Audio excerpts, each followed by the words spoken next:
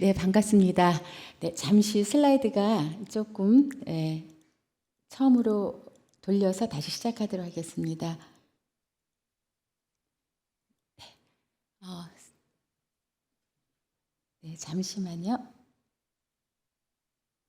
네, 방금 홍 목사님께서 너무나도 제가 좋아하는 여배우 원더우먼이라고 지칭해 주셔서 감사드리고, 사실 저는 몸매는 그렇게 되진 않습니다. 네, 그리고 또 얼굴도 그 원더우먼 얼마나 예쁩니까? 그러나 또 그 앞에 복음이라는 것을 붙여주셔서 그 원더우먼보다 제가 더 이쁘지 않나요? 네, 그 원더우먼보다 훨씬 더 빛나는 얼굴로 이렇게 서게 해주심에 감사드립니다. 그걸 또 제가 소망을 하고 있습니다. 제가 오늘 전해드릴 말씀은 나의 환도뼈, 나의 담액색이라고 해서 그 용어는 많이 들어보셨을 것 같아요. 그런데 이 용어를 가지고 풀어가기보다는 제 인생을 팩트로 여러분들께 좀 전해드리려고 합니다. 그래서 저기 서 있는 교수라고 하는 사람이 어떤 인생을 살았을까 굉장히 궁금해하실 것 같은데요. 기대하지는 마십시오. 왜냐하면 많은 분들이 저한테 하셨던 말씀이 그냥 여리여리 해가지고 그냥 공부나 이렇게 조금 하고 나가서 강의나 할 줄 알았는데 제 별명이 오늘 처음 가장 좋은 별명 외에 3가지가 있습니다. 하나는 미스터리입니다. 그러니까 여성이 아니죠. 미스나 미즈를 붙여준 게 아니라 미스터리라고 했고요. 2번째는 도끼입니다. 3번째는 갈고리입니다. 이거를 조금 좀 상상이 되시나요? 그런데 오늘 홍 목사님께서 가장 좋은 그죠? 별명을 주셨기 때문에 앞으로 저는 슬라이드 앞에다 복음의 원더우먼이라고 적겠습니다. 너무 감사합니다. 네, 제 인생이 여러 가지 이제 사건들이 많이 있었는데요. 여기 잠깐 보시면 뭐 1막, 2막, 3막, 4막, 5막, 6막 그러는데요. 하나하나 다 설명드리기보다는 굉장히 복잡하죠. 문서를 봐서도 복잡하는데 크게 3가지로 제가 제 인생을 나눠볼 수 있을 것 같습니다. 뭐 학교 다닐 때 외의 인생입니다. 대학을 졸업하고 나서 대기업 중소기업에서 일을 했었고 또 아파트 살던 집에서 조그만 사업자 등록을 내서 창업을 해서 개인 사업자와 또 큰 회사도 만들었습니다. 주식회사도 만들었고요. 아마 예전에 2000년도에 국민과의 대화야 기억나시면 모르겠지만 제가 국민과의 대화에 김대중 대통령과 함께 출연해서 질의를 했던 사람입니다. 그때 질의가 어떤 질의였냐면 중소기업들의 어떤 이제 평가를 내는 인증이 있는데요.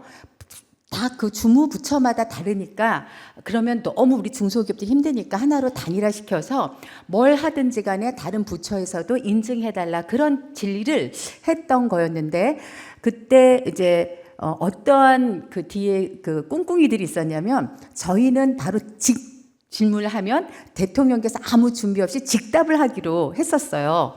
그래서 우리는 그렇게 알고 있었는데 그 전날 리허설 한다고 잠깐 오라고 그러는 거예요. 그래서 리허설하러 갔죠. 그래서 저는 잘 질문했는데 이것이 뒤에 그들이 꿍꿍이가 우리 질문을 가지고 청와대에서 막 답을 이제 쓰는 거였어요. 그래서 그걸 가지고 대통령께서 이제 이렇게 답을 내시는 거였나 봐요. 근데 그때 어떤 일이 있었냐면 그 질문, 제 질문만 그 작가가 잘못 알아가지고 잘못 올린 거예요, 청와대에. 그래서 그 온 국민이 보는 TV에서 제가 질문을 했는데 김대중 대통령께서 이러시는 거 답을 못 하시는 거예요.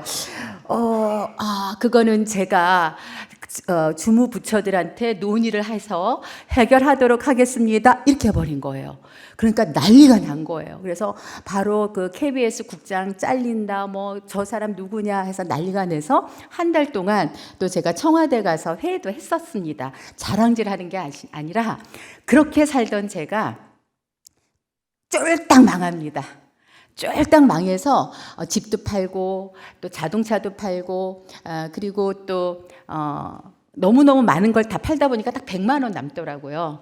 근데 100만 원 남으니까 살 데가 없잖아요. 그래서 이제 집에서 네가 갚아라 그러면서 전세집을 이렇게 사주셔서 그 전세집에 살면서 다시 실물 경제에 들어가겠다면서 부동산 공인중개사 공부도 했었습니다. 그래서 6개월 만에 공인중개사 자격증을 따고 재기를 하고 그 여정 가운데 또 제가 아까 원더우먼이라고 말씀하셨지만 부동산의 공인중개사로는 만족하지 못하겠더라고요.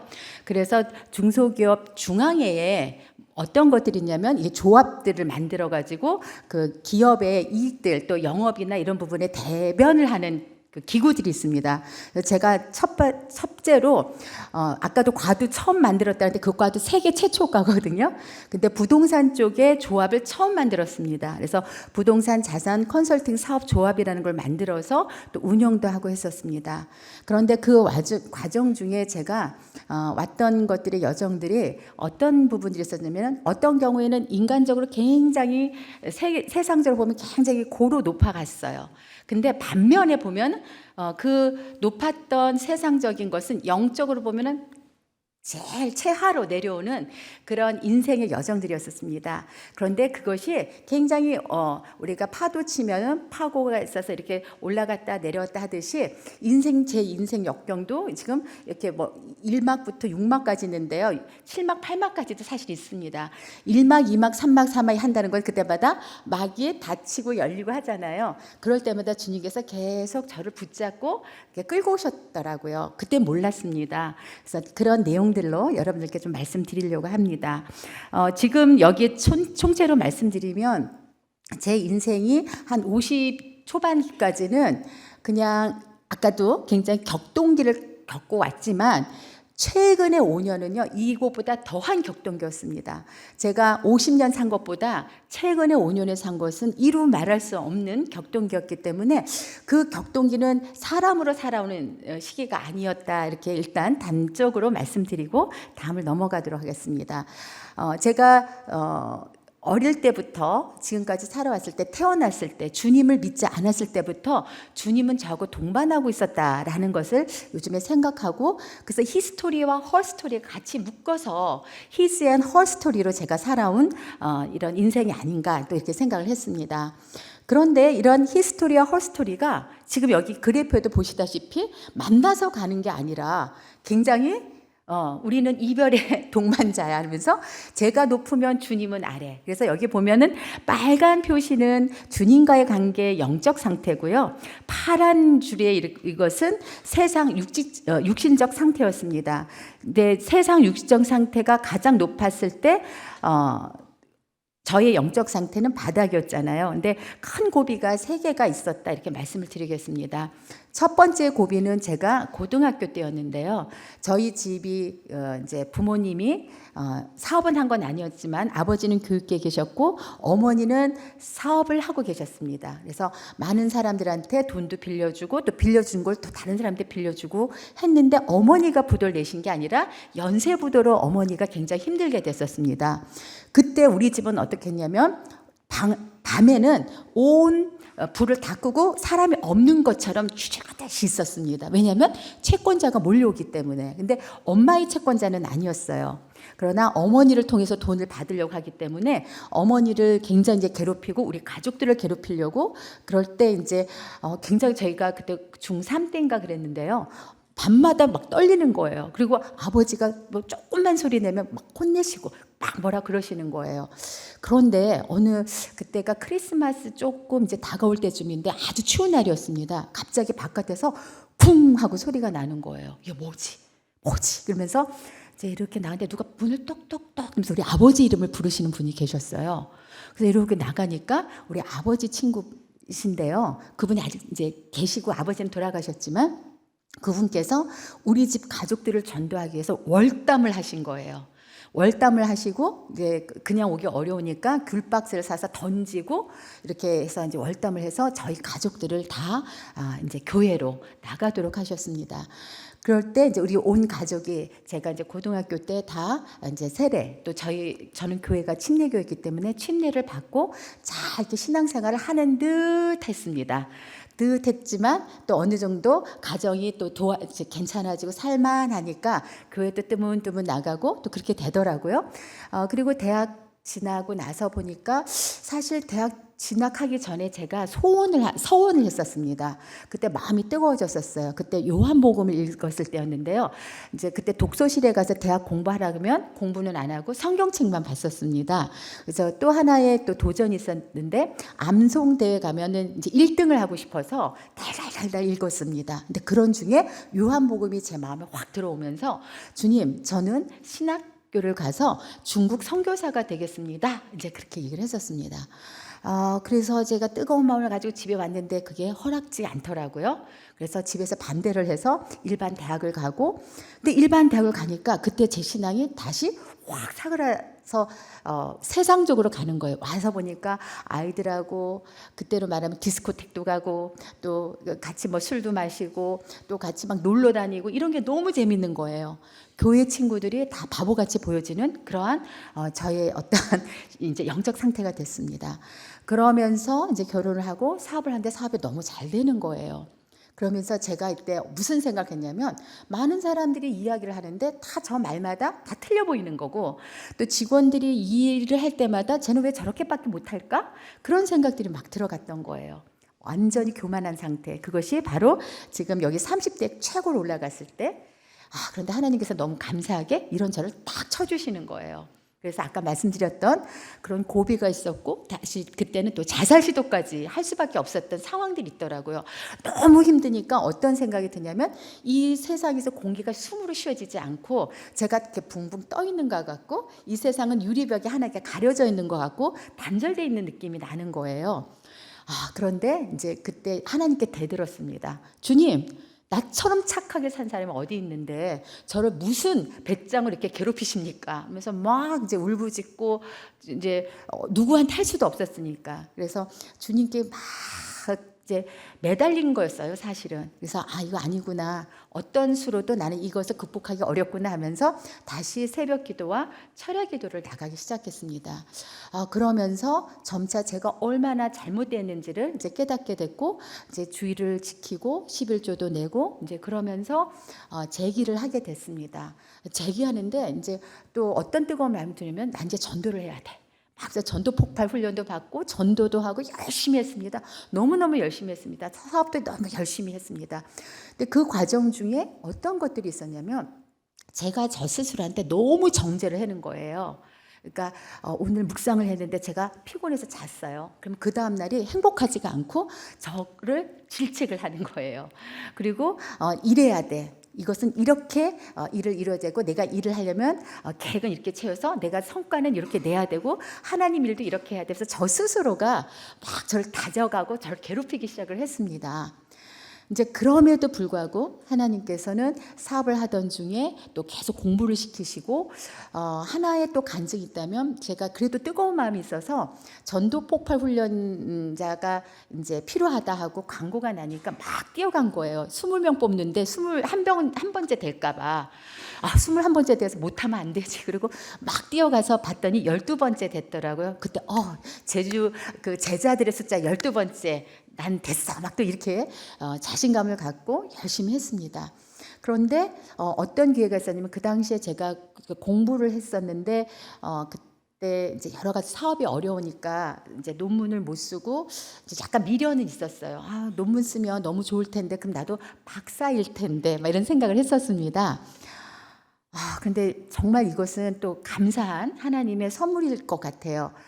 제가 편입을 하고 장학금으로 박사과정을 공부해서 논문을 쓰게 이렇게 기회를 주시더라고요.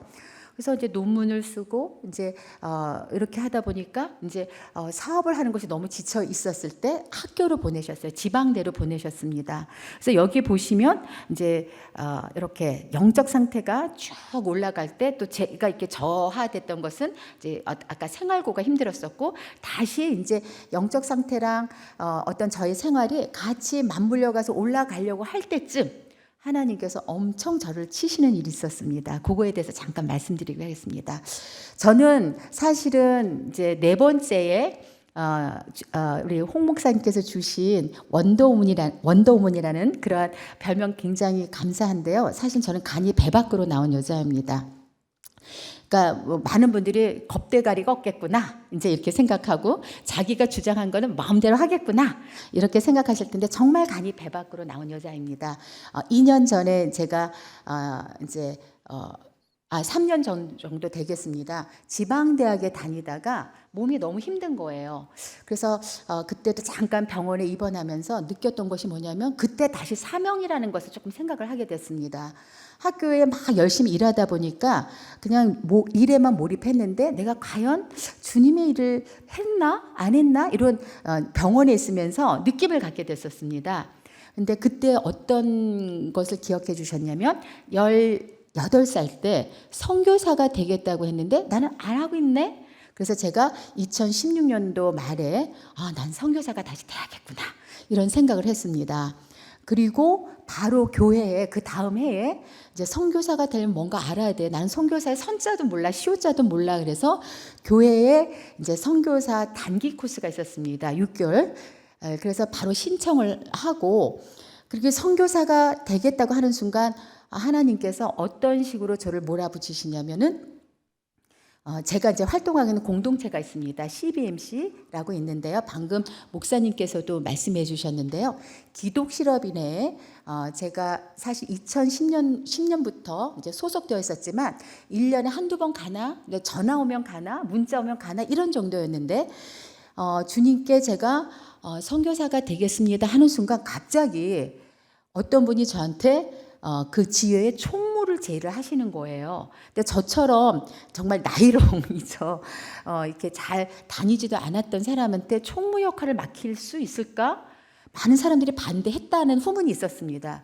근데 제가 그때 어떠한 반응을 했냐면 네, 열심히 해보겠습니다. 기도해 주세요. 이렇게 대답을 했습니다.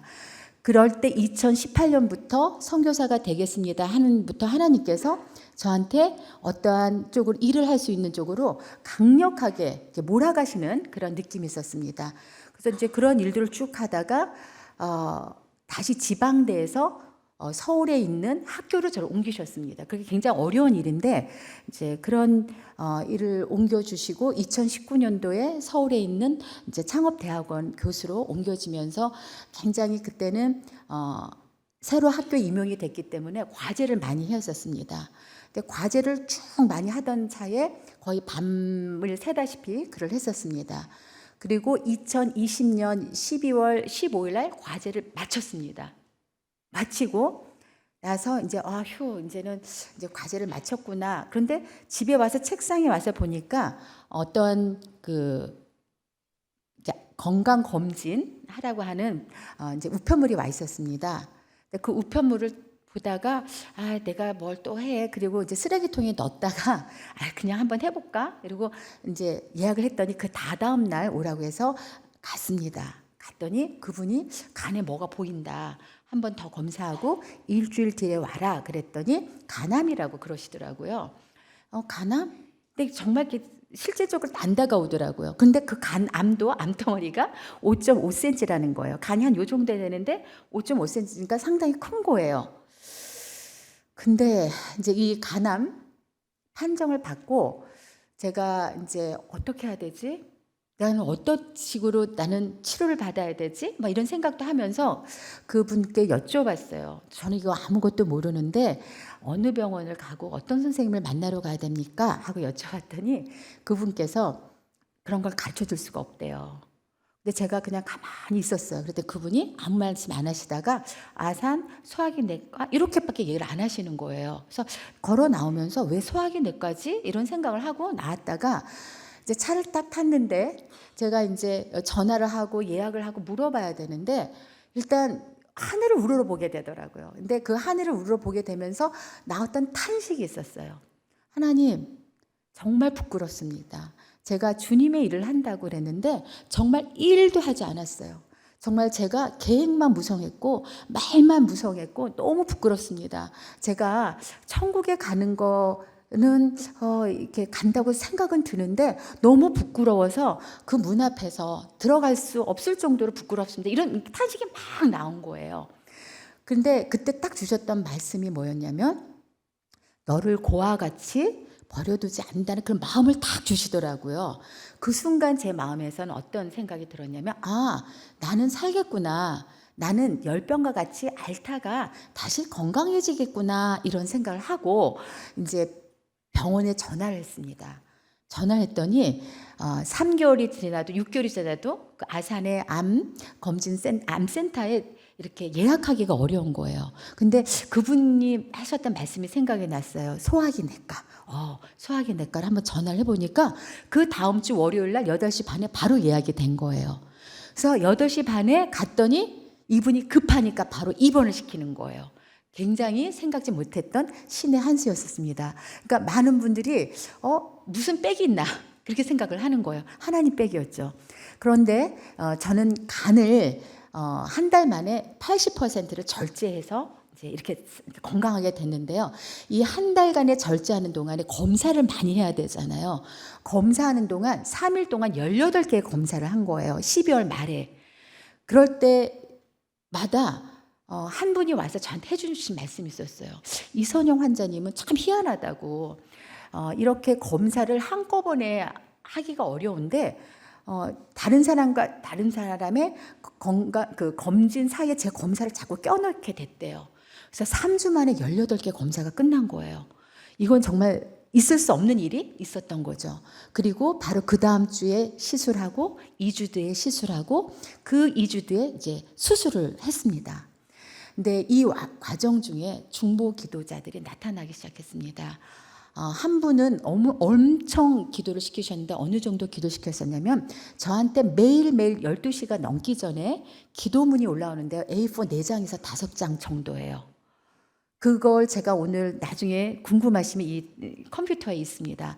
그것을 다 글로 했더니 A4 용지 12폰트로 380페이지가 나와요. 기도문을. 제가 그 기도문을 받았습니다. 131일간의 여정이었죠.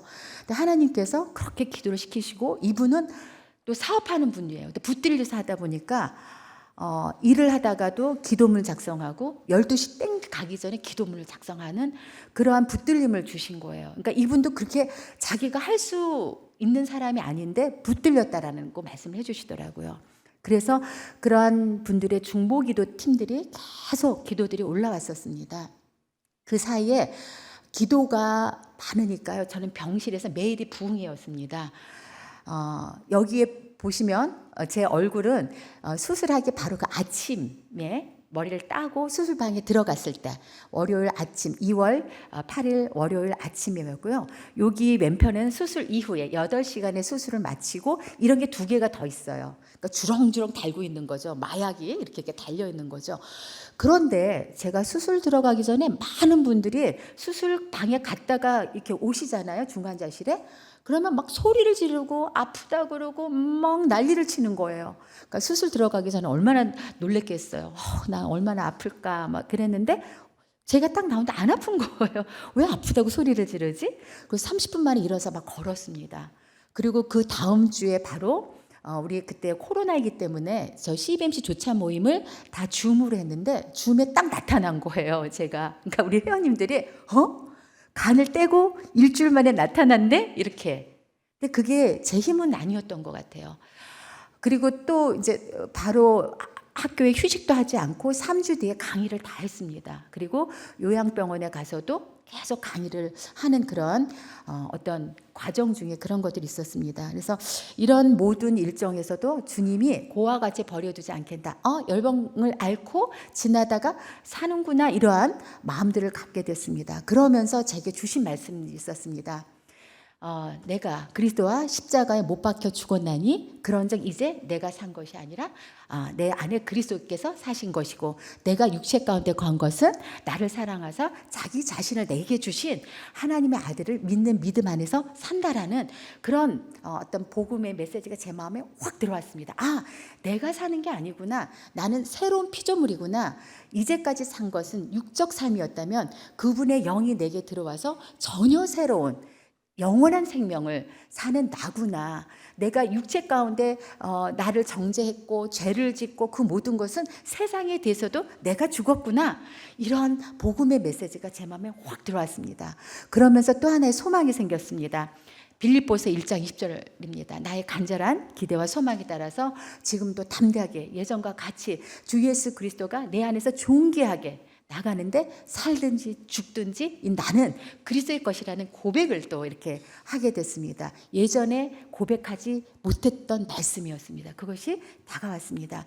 그러면서 어떻게 일을 할 것인가, 나의 존재는 무엇일 것인가 했을 때 택하신 족속이고 거룩한 나라고 왕 같은 제사장이고 그의 소유가 된 백성이라.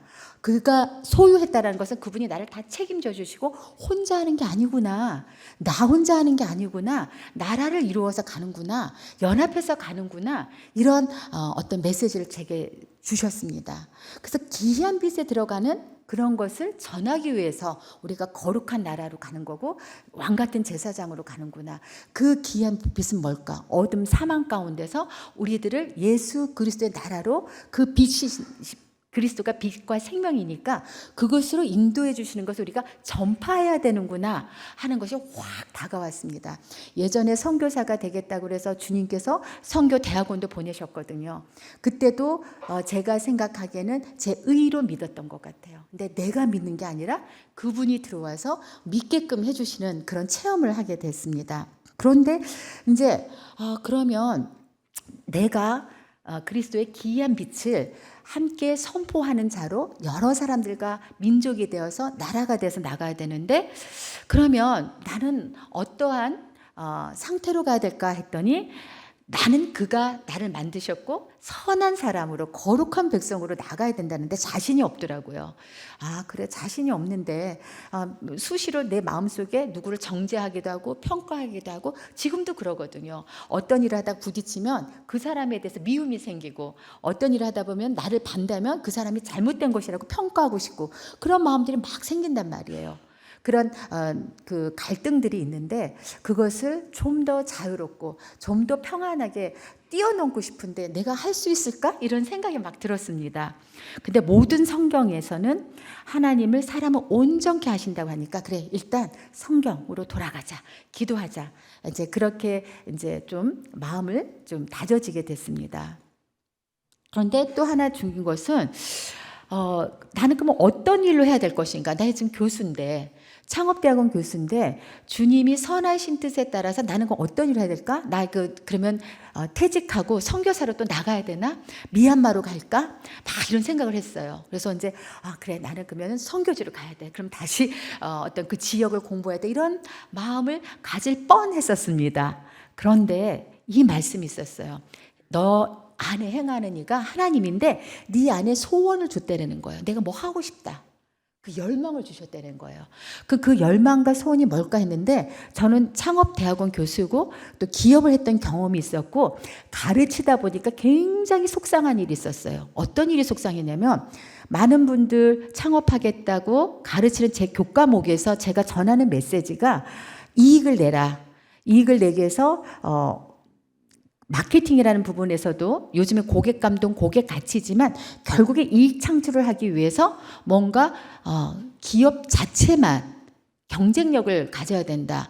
경쟁 우위는 결국은 누군가를 밟고 올라가는 것을 가르치고 있더라고요, 제가. 그래서 그건 아닌 것 같아요.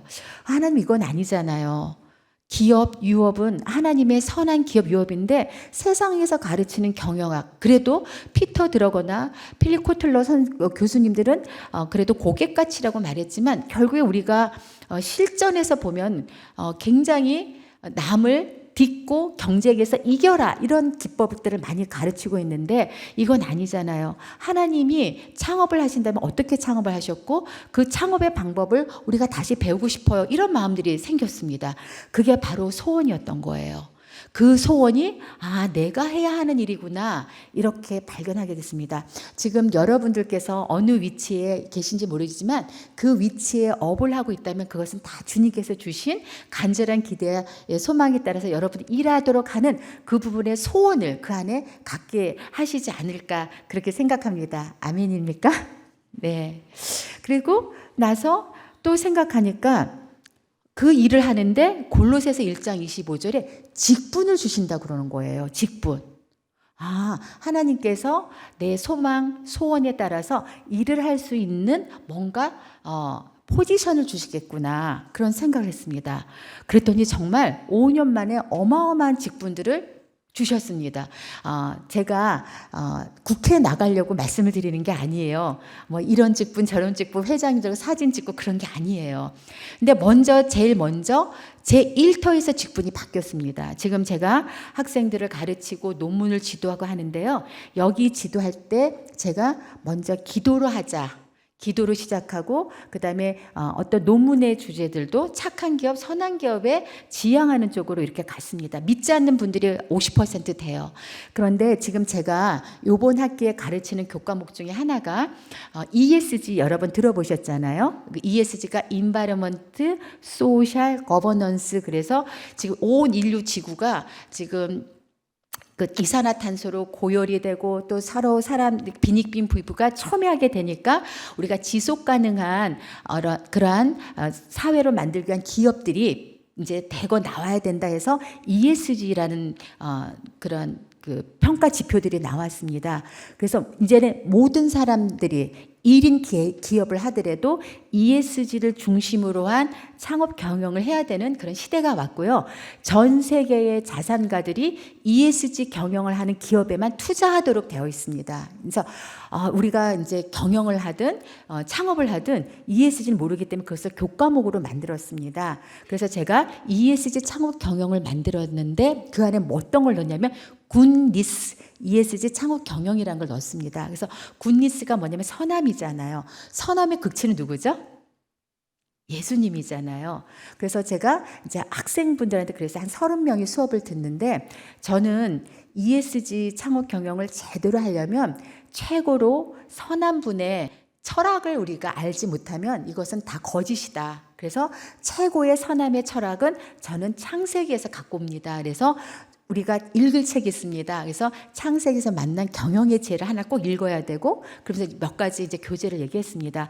발표를 해야 됩니다. 근데 이것이 내가 맞지 않으면 여러분들 수업 듣지 않아도 됩니다. 그랬는데요. 30명이 35명 수강하려고 난리가 났어요. 그리고 그분들이 발표를 하는데 막 십자가가 나오고요. 발표 자료에 막 예수님의 고난의 사진도 올리고 그러시더라고요. 할렐루야였습니다. 이렇게 하나님이 역사하시는구나. 믿지 않는 분들도 사실은 갈망하고 있다는 걸 알았습니다.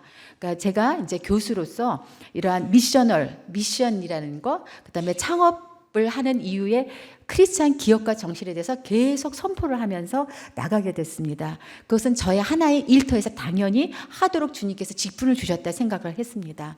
다음에 또 하나 직분을 주셨습니다. 지금 CBMC에서는 전국에 280여 개의 지혜가 있는데 양화진 지혜를 저희가 이제 창립을 했습니다. 그래서 지금 제가 회장을 맡고 있는데요. 여기 다 새벽에 매주 6시 반에 모입니다. 지금 현재 한 25분 정도 모이는데요. 포럼도 하고 특강도 하고 말씀도 나누고 이렇습니다. 그래서 이것을 제가 지금 회장으로 여기 이제 같이 함께 하면서 직장 방문 기도회도 하고 이런 VIP 초청 장치도 하고 그렇습니다. 이거는 어디냐면 굉장히 아름답고 좀 오묘하잖아요. 여기가 어디냐면 역삼동에 월 5천만을, 월이 아니라 일일에 5천만을 주는 클럽입니다. 이 클럽에서 저희가 지금 예배를 드리는 거예요. 시티 워십이라는 걸 드리는데, 이 클럽은 3층에는 수영장, 2층에는 작은 방들에서 먹고 쉬고, 1층에는 춤추는 사람들이 있고, 2층에 그러니까 이제 자키라 그러잖아요. 그래서 막 소리 지르면서 막 분위기를 하고 내는 그러한 공간인데요. 하루에 5천만 원이래요. 저 사용료가. 그런데 저희들이 거기서 예배를 드립니다. 그것도 기적입니다. 이것도 3년간 기도에 의해서 이렇게 이루어진 일들이고요. 저희가 금요일 날 8시에 예배를 드리고 거의 11시에 나오면 우리는 성령에 취해서 나오고 다른 사람들은 술에 취해서 나오고 비틀비틀거리고 우리도 비틀비틀거리고 이제 그러한 것들을 이제 목격할 수가 있습니다. 그래서 한 3년 만에 저희 제자가 거의 많죠. 인도한 정회원들입니다. 한 27번 정도 되는데 그전에는 제가 이렇게 전도를 안 했거든요. 근데 이것도 제가 하는 것이 아니라 과감하게 사실은 중요한 것은 제자들을 도와달라고 할 때 무조건 다 도와줘야 돼요. 누구를 만나게 해달라면 다 만나게 해주고 심지어 논문 못 쓰겠다면 한 꼭지도 적어줍니다. 그래야 CBMC를 데리고 나오죠. 예. 그리고 또 그럼 주제 못 잡고 모형 못 들고 이것까지 내가 해줘야 되는 게 있어요. 무조건 다 해줍니다. 근데 소문이 났어요. 이선영 교수한테 가면 논문이 쉽게 써진다. 얼마나 제가 힘들었겠습니까? 대신에 이제 좋게 얘기하죠. 이런 게 있는데 여기 한번 나와서 교제해 보세요. 교제해 보세요. 그래서 나오기 시작한 겁니다. 주님께서 굉장히 기뻐하시지 않았을까 생각이 듭니다. 그리고 이제 양화진 CBMC에서 이렇게 저한테 포지션을 주고, 그전에는 이제 강화문 CBMC라는 곳에 총무의 직분을 주셨지만, 어느 날 갑자기 제가 작년에 중앙에는 7,500명의 회원들이 있는데 교육위원장이라는 포지션을 주셨습니다. 이제 당시 회장님이 전화가 와서 이소연 교수님 교육위원장 좀 맡아서 해주시면 어떻겠습니까? 이런데 제가 뭐라고 했을까요? 네? 네? 네. 뭐라고 했을까요? 네. 주저하지 않고 네 그랬거든요. 그랬더니 들으시는 회장이 당황을 하셔가지고 하신다고요?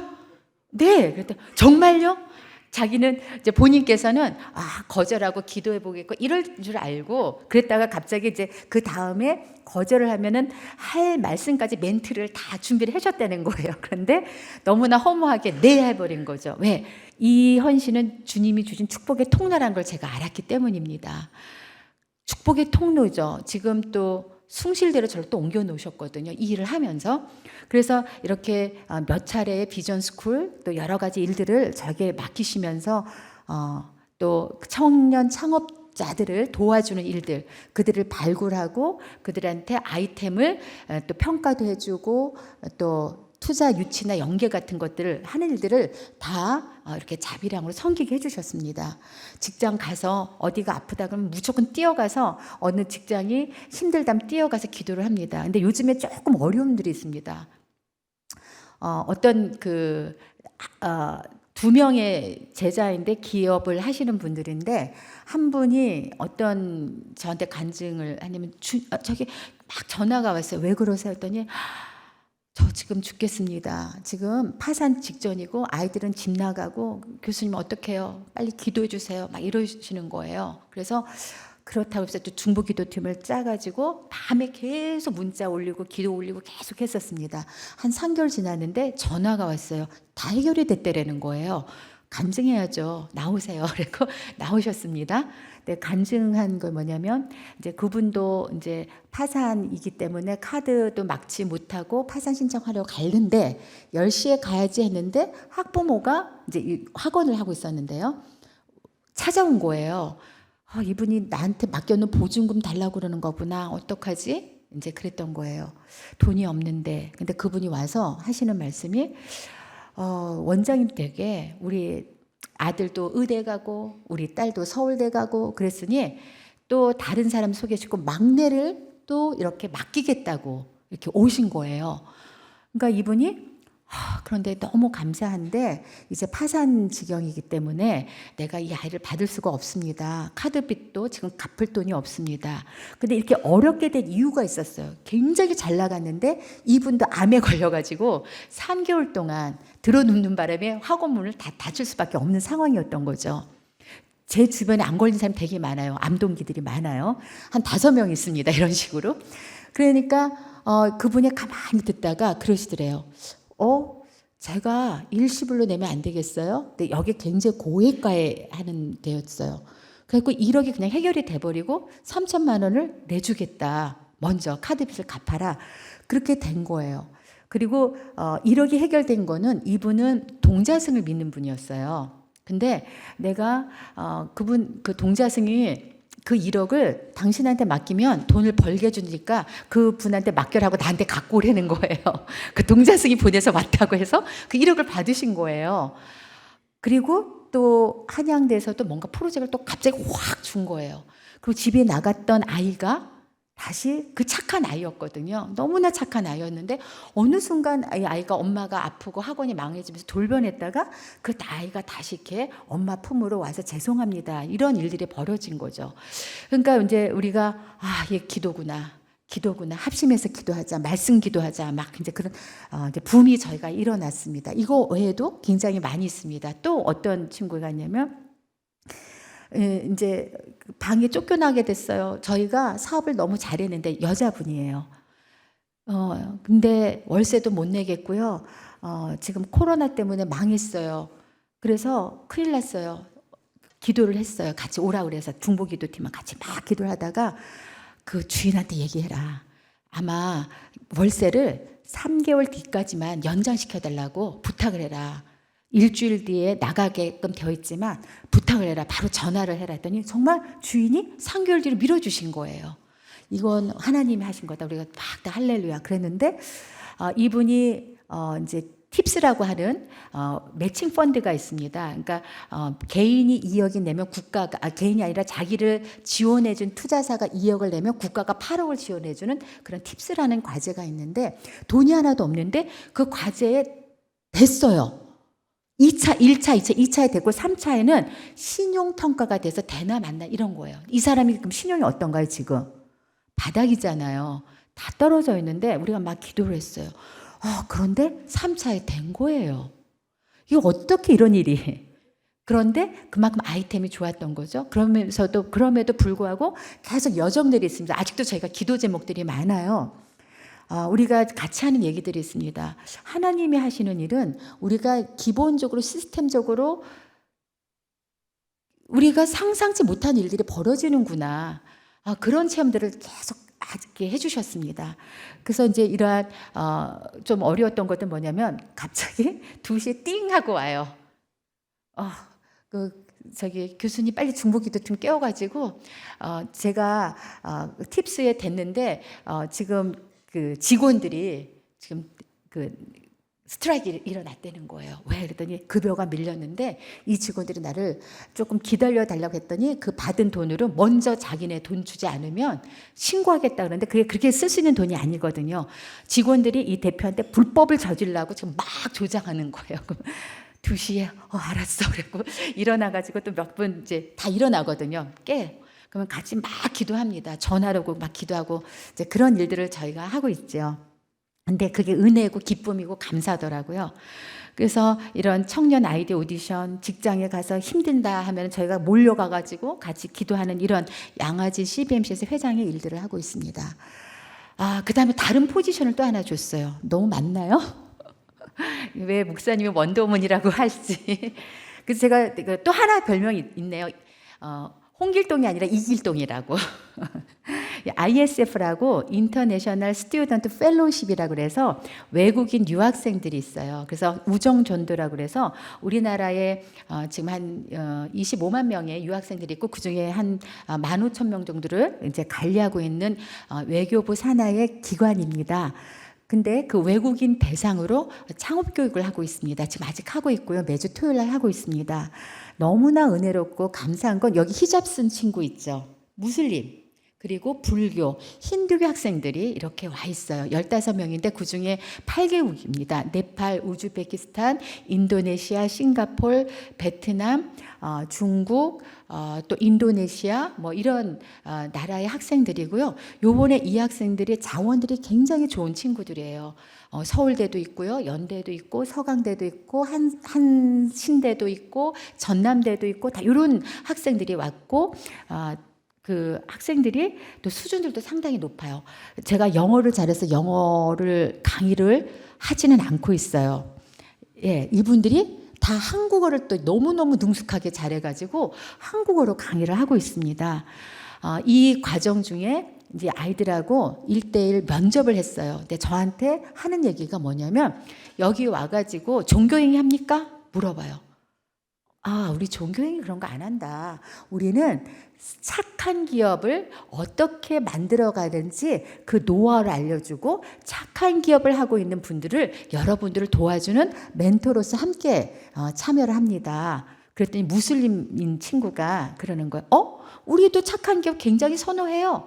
듣겠습니다 했어요. 그리고 이들한테 뭐라고 말했냐면 우리 착한 기업의 모형은 크리스찬 기업을 담고자 하고 있다. 여러분들이 원하지 않으면 듣지 않아도 됩니다. 이렇게 얘기했어요. 그건 여러분들이 안 받아들여도 되는데 우리가 착한 기업의 모형은 크리스찬 기업들을 많이 얘기할 것입니다. 이렇게 했어요. 근데 한 명도 그만두지 않고 다 들어왔어요. 지금은 어떻게 되고 있냐면요. 지금 4번의 교육을 했고요. 크리스찬 기업가 멘토님들이 붙어가지고 멘토, 부멘토해서 이들을 2명 내지 3명을 아주 잘 섬기고 있습니다. 섬기고 나니까요. 이번 주 금요일 날 아까처럼 그 시티 워십 있거든요. 다 참여하겠대요. 다는 아니군요. 그때 간 친구들이 있어서 8명이 참여하겠대요. 그 중에 골수 불교, 골수 무슬림, 우즈베키스탄 친구, 아주 이쁜 여자 친구도 있는데 저도 갈래요 이래요.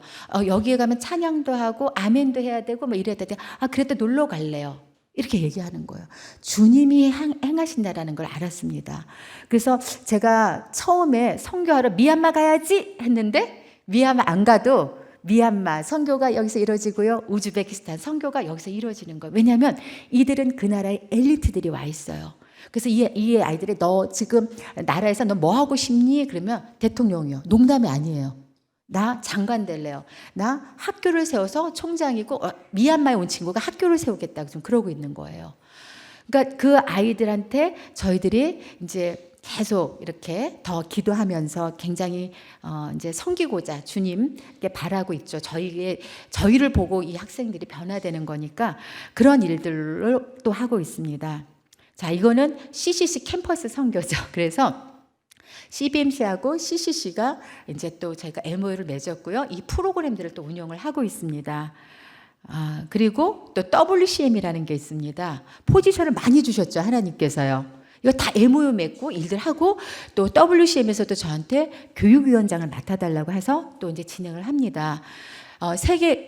여러분들 오해는 하지 마세요. 제가 뭐뭐 맡았다고 자랑하려고 하는 게 아니에요. 아까 소망을 갖고 주님께서 문을 여시니까 포지션을 통해서 일을 하게 하시는 거죠. 그래서 세계 가나 운동은 여러분들 아시나요? 가나 농군학교. 네. 그 농군학교가 이제 세계 가나 운동이고요. 새마을 운동의 근간으로 전 세계 지역 개발하고 있어서 UN에서 굉장히 같이 협업 파트너 기관으로 이렇게 꼽고 있습니다. 그래서 이 세계 가나 운동에도 전 세계에 이미 한 21개국에 이 세계 가나 운동 지역 개발 본부들이 다 나가 있어요. 그리고 국내에도 우리나라도 지금 문제가 되는 것이 뭐냐면 저희 지방에는 지역 소멸이라고 할 정도로 지금 어려운 지역들이 있습니다. 그것을 제2의 가난운동, 제2의 새마을운동으로 전 세계의 국내외로 이렇게 뻗쳐나가고 있습니다. 아마 이 일을 통해서도 아까 ISF와 연결되고 또 지금 말씀드릴 숭실대하고도 연결돼서 하나님이 하실 일이 굉장히 많이 있다고 생각합니다. 여러분들 혹시 여기 말씀 듣다가 나는 저기에 난 이 일에 이렇게 사역 같이 동반하고 싶습니다 하면은 나중에 저한테 와주시면 기쁘게 함께 하실 수 있겠습니다. 갈고리 찍는 건 아닙니다. 네. 그리고 또 한 가지 사역이 있습니다. 이거는 정말 이것도 간증거리인데요. 숭실대학교의 초그룹 채플에 동역하는 겁니다. 여기에 지금 학생들이 많이 앉아 있죠. 1,500명의 학생이 목요일 날 10시 반 한 타임, 1시 반 한 타임, 3시 한 타임 이렇게 진행이 되고 있어요. 1,500명의 학생이요. 여러분들 미션 스쿨이라 그러면 예배를 하잖아요. 근데 예배가 다 망가졌습니다. 우리의 선교지가 대학이에요. 제가 숭실대를 갔더니요.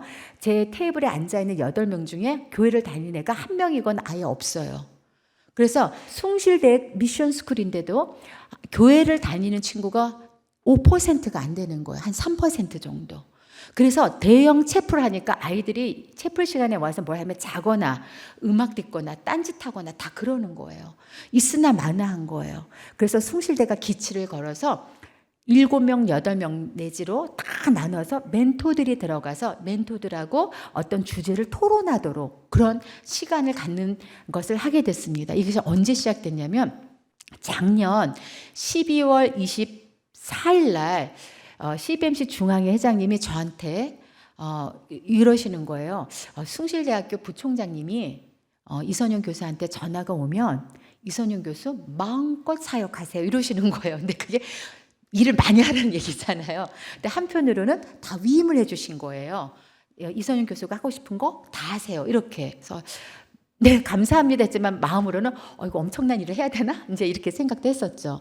그런데 이 사건이 어떻게 벌어진 거였냐면 12월 달에 숭실대학교의 이사장님이 이제 오정현 목사님으로 이제 취임식을 할 때 거기에 계신 부총장님께서는 CBMC를 알지 못했대요. 그런데 우리가 숭실대학교니까 우리 세계 최초 근대 대학인데 뭔가 CBMC 크리스찬 기업인들과 산업협력을 하면 너무 좋은데 내가 CBMC 분을 한 명도 모르는데 어떡하지 하고 기도를 하고 계셨대요.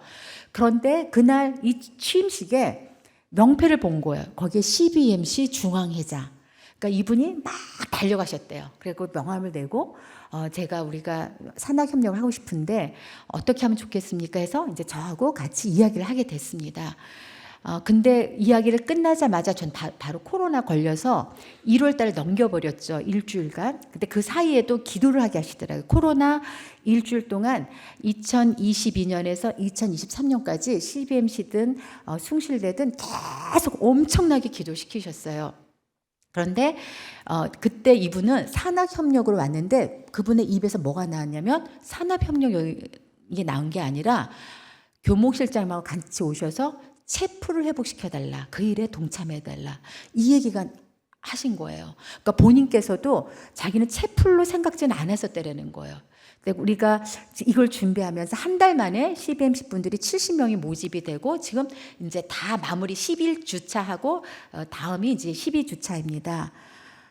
이것이 운영되는 것이 근 한 달인데 이게 우리가 그때는 설 연휴도 있었기 때문에 모집하기가 쉽지 않았습니다. 근데 주님이 모아주시더라고요. 그래서 지금 200여 분의 협력 멘토, 그중에 CBMC 분들은 70분이 이렇게 학생들하고 이렇게 나눔을 하는데요. 저와 함께 하고 있던 한 친구가 이제 첫날이었어요. 이제 우리가 인사도 하고 나는 크리스찬인데 여기서 크리스찬인 사람 있어요? 너 종교가 다른 사람 있어요? 하고 물어봤는데 한 사람이 저도 종교 있어요. 그래요. 그래서 그래 하고 전 너무 기뻤죠. 당연히 교회 갈 것이라고 했더니 전 불교인데요. 불교 오빠로 너무 열심히 섬기고 있대요. 그러니까 섬긴다는 게 아니라 활동을 하고 있대요.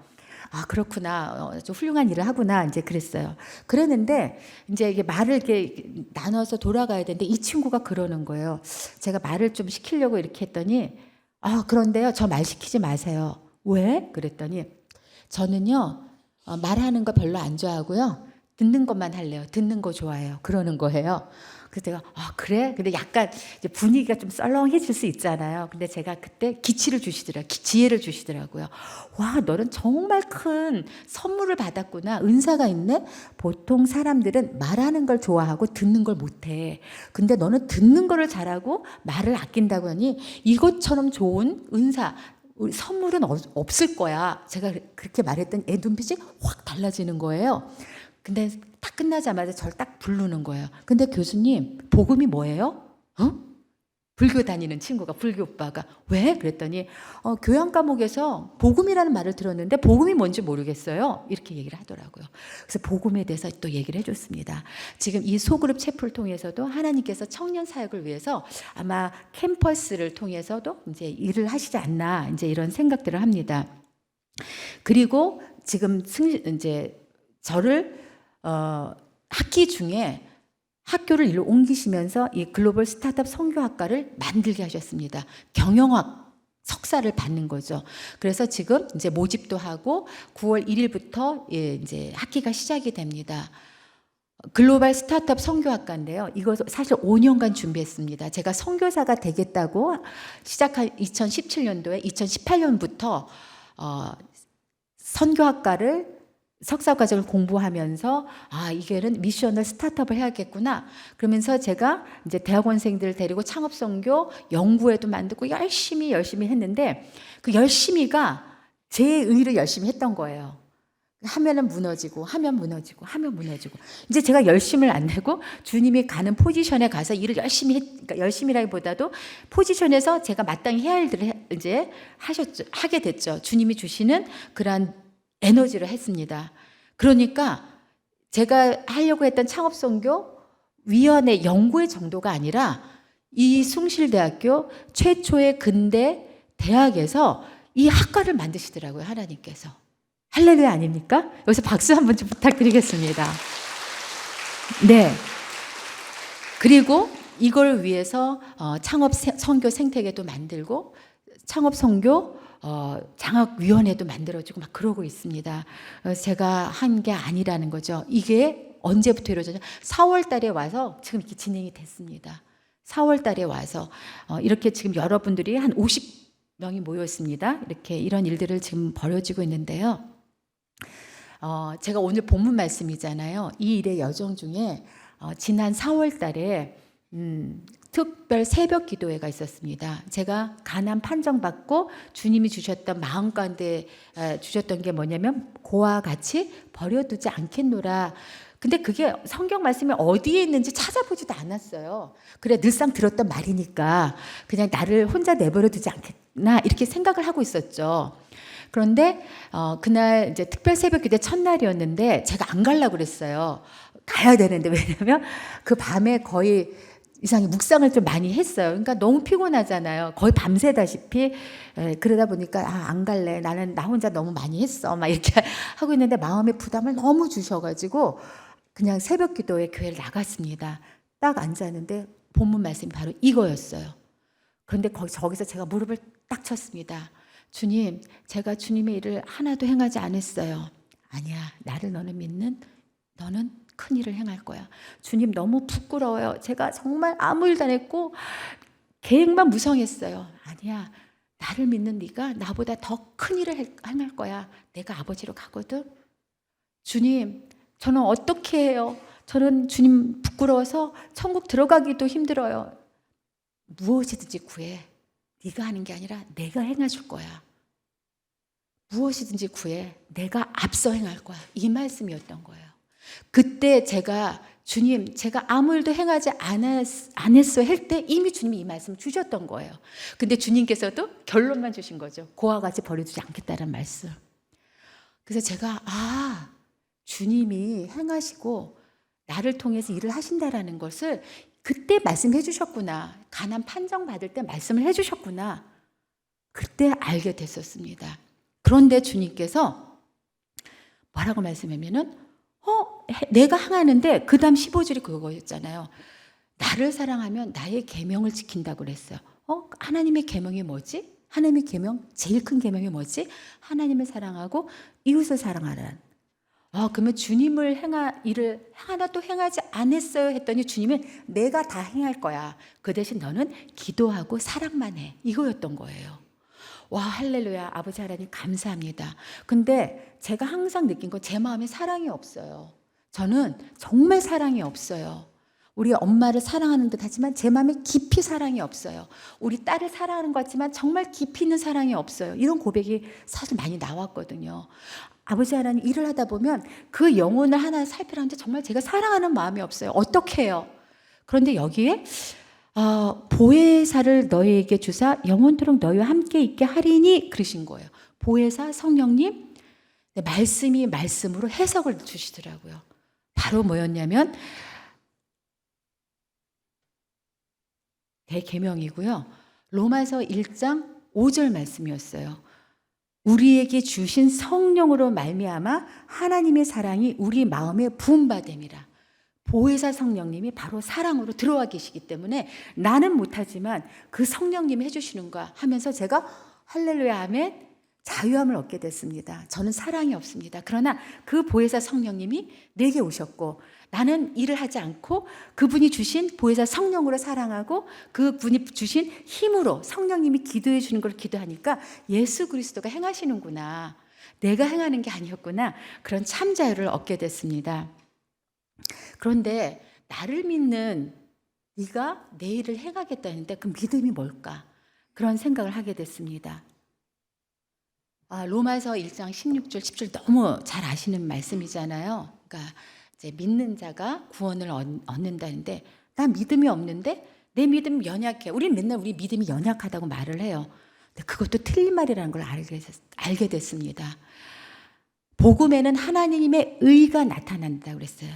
그러니까 내가 믿는 것이 아니라 복음에 이미 예수 그리스도로 구원을 받는다는 그 복음 안에 하나님 의가 나타나서 그 의가 믿음을 계속 성장시켜 준다는 것을 알게 됐습니다.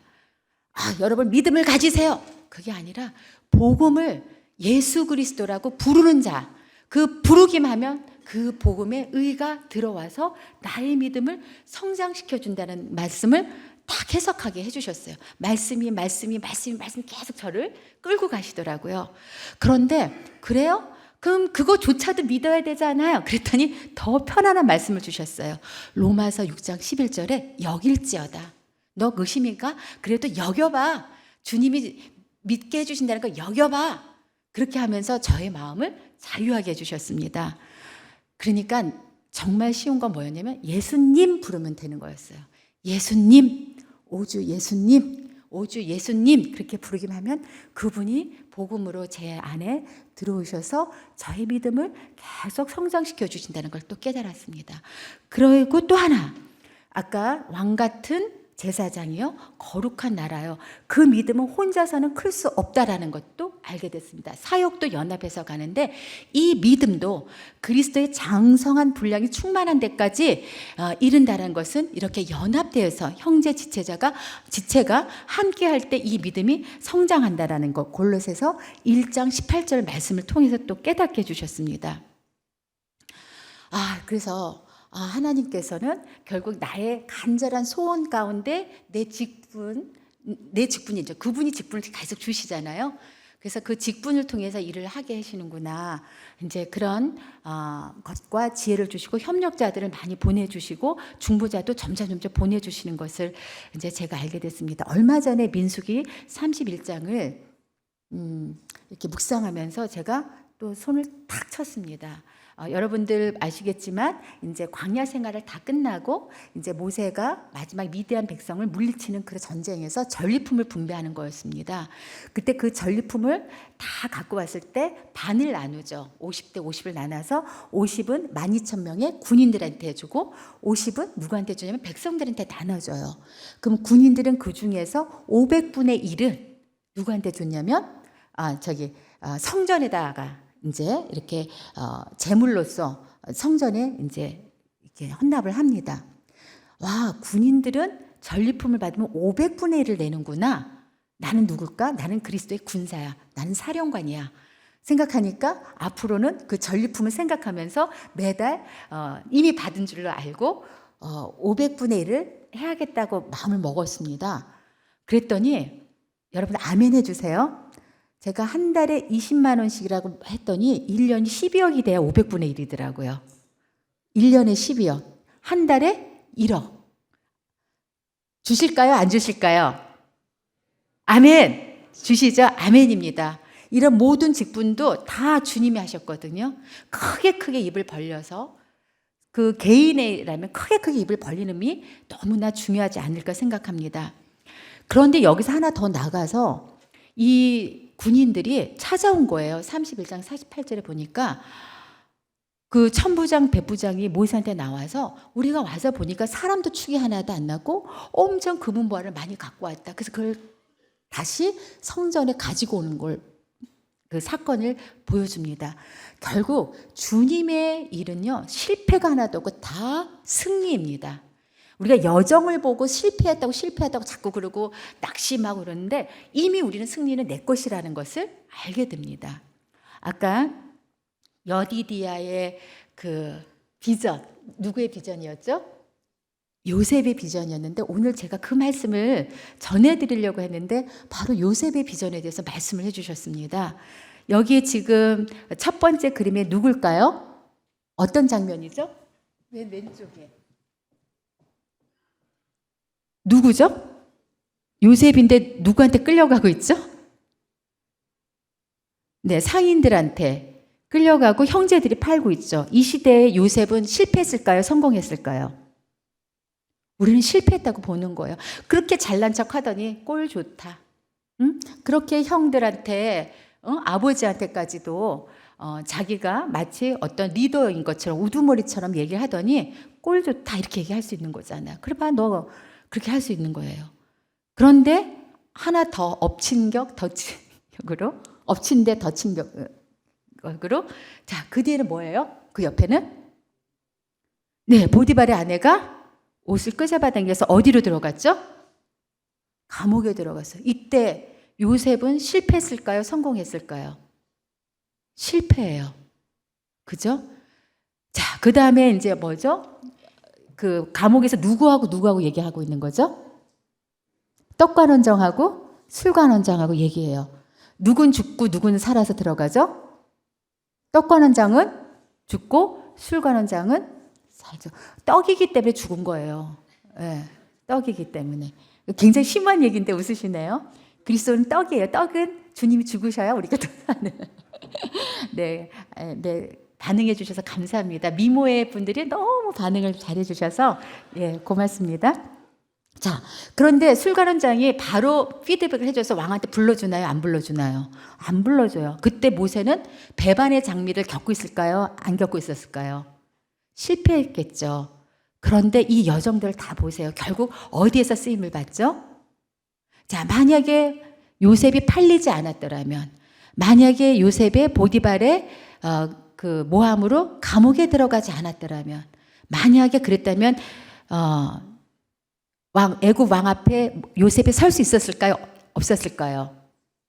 없었죠. 그 과정은 실패라고 볼 수 있었을까요? 아니죠. 위대한 승리를 위한 뭐죠? 전주곡이었죠.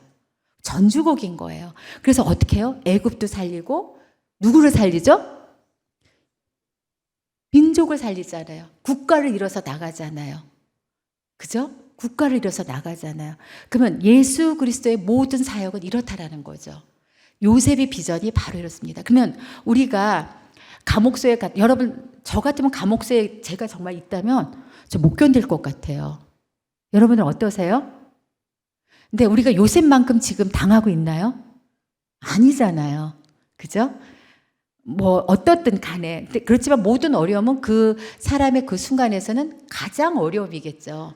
그런데 하나님의 역사의 순간, 카이로스의 시간에서는 모든 것이 한순간이거든요. 그래서 우리가 승리는 이미 모든 전쟁의 주관자의 하나님의 승리로서 우리한테 이미 거머쥔 거다 하고 앞서서 선포하면서 나감이 필요하지 않을까 이렇게 생각을 합니다.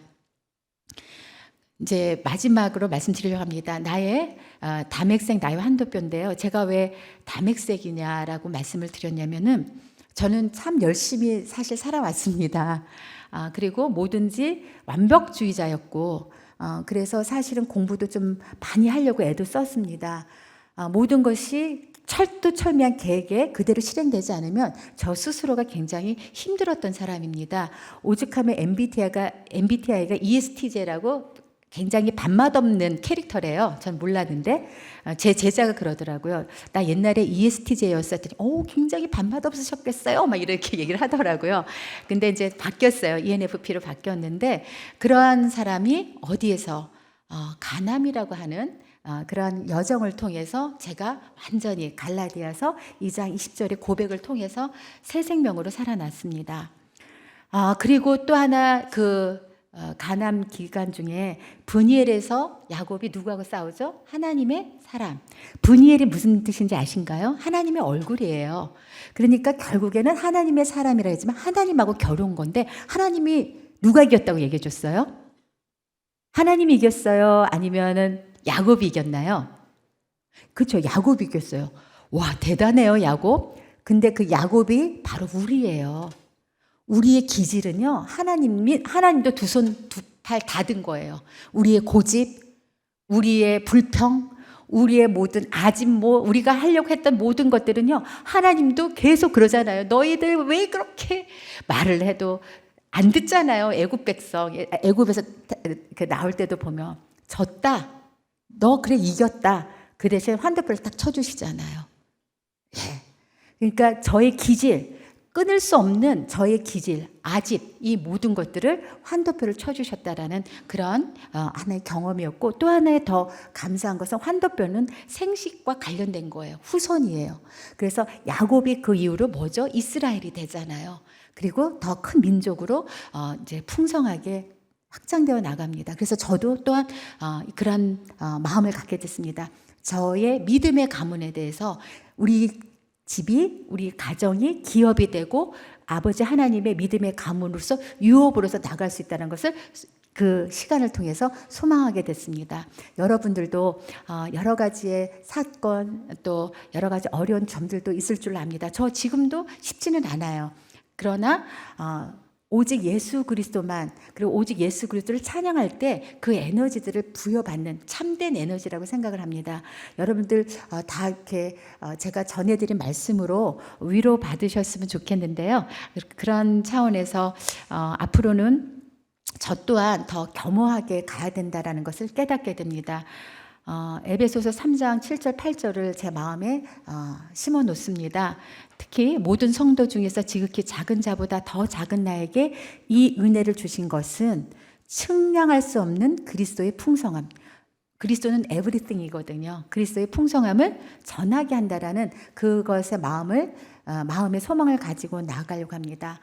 지금까지의 제 모든 얘기는요, 신랑이 예수님을 그리스도의 신부된 저로서의 함께했던 여정에 대해서 말씀을 드렸습니다. 여러분들도 그리스도의 신부로서 아름다운 인생의 여정들을 또 꾸려나가지 않을까 생각합니다. 그러기 위해서는 신랑된 예수를 함께 좀 알았으면 하는 마음에서 다음 찬양을 같이 불렀으면 하겠습니다. 준비가 될까요? 예수님은 누구신가? 함께 찬양하고 제 말씀 마치도록 하겠습니다.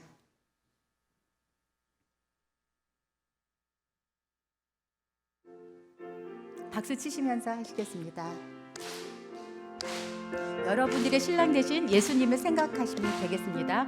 예수님은 누구신가? 우는 자의 위로와 얻는 자의 목소리며 절한 자의 높음과 잡힌 자의 노임대로 우리 기쁘게 계시네. 좀 빨리요. 예수님은 누구신가?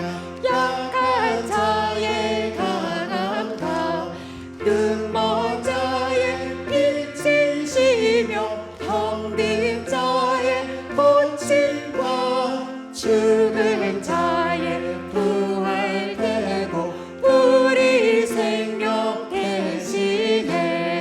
예수님은 누구신가? 주와 자의 정함과 죽을 자의 생명이며 죄인들의 중보와 멸망 자의 구원되고 우리 평화 되시네. 예수님은 누구신가? 온 교회의 머리와 온 세상의 구주시며 모든 왕의 왕이요 심판하실 주님 되고 우리 영광 되시네. 아멘. 모든 심파보 교회 성도님들을 축복하고 이상 제 간증 마치도록 하겠습니다. 감사합니다.